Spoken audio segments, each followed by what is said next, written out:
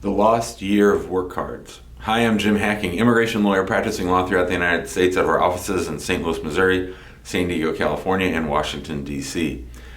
I want to tell you about a concept that I've been thinking about, something that I've observed over these many months where we have these clients and potential clients who we're speaking with who've been waiting forever for their biometrics notice, for their work card, and for their green card interview.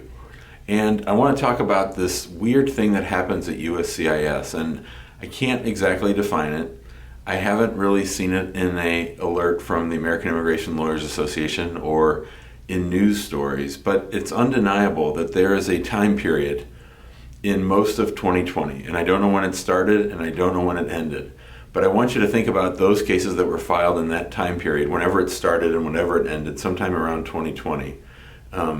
Where the cases that were filed during that time sort of went into a pit, and they're sort of sitting in that pit, and nobody was really working on them for a really long time. And so that's why we saw over and over and over people getting wait times for months for their receipt notice, wait times of months for their biometrics, and then months and months of more waiting for their work and travel card and their green card interview.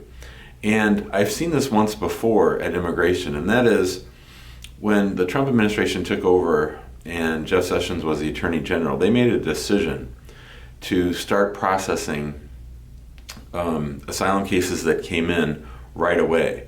So historically, they would be working on the cases that were the oldest and get those scheduled for interview. But because Jeff Sessions hated asylum seekers and thought that all immigration lawyers who helped asylum seekers were crooks, they said that we want to adjudicate these asylum applications as fast as possible because most of them are frivolous and false, and then we can put them right into removal. That was sort of the goal. So even today, right now in 2021, there's a set of asylum applications that were filed around 2015 through 2017 that still haven't had their interviews. So 2018, 19, 20, those have had interviews. I had a call with a fellow the other day. He filed last December, and his interview is in 2 weeks. So there's been a real change in the processing of those asylum applications, and there's some that are still stuck in that valley, those asylum cases that just have not had an interview.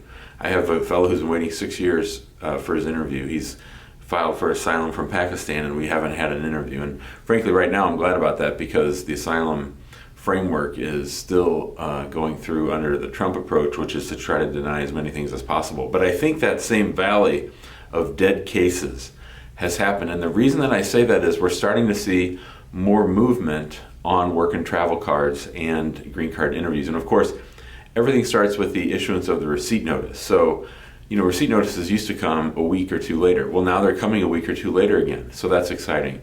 And the biometrics notices are used to come a month after that or 3 weeks after that. And now we're starting to see biometrics notices coming. So I think that USCIS might be doing the same thing with the backlog that they had before, which is let's stop the bleeding. Let's not let any more cases go into that pit.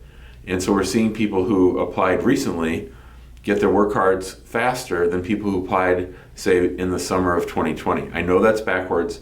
I know that's different, but that's what we're observing. That's what we're starting to see based on the processing times and the turnaround. The more recently filed cases are getting processed faster for biometrics, for work cards, and for green card interviews than they are for, and that's true for citizenship too. There's just not the work and travel card, but those cases that were filed more recently are getting processed faster than cases that were filed during that dead period. So I hope this makes sense.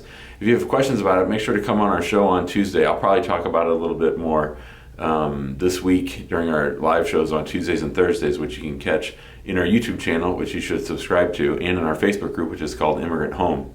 You can also always call us 314-961-8200 or email us info@hackinglawpractice.com. We'd be happy to help you. Let us know what we can do, and have a great week.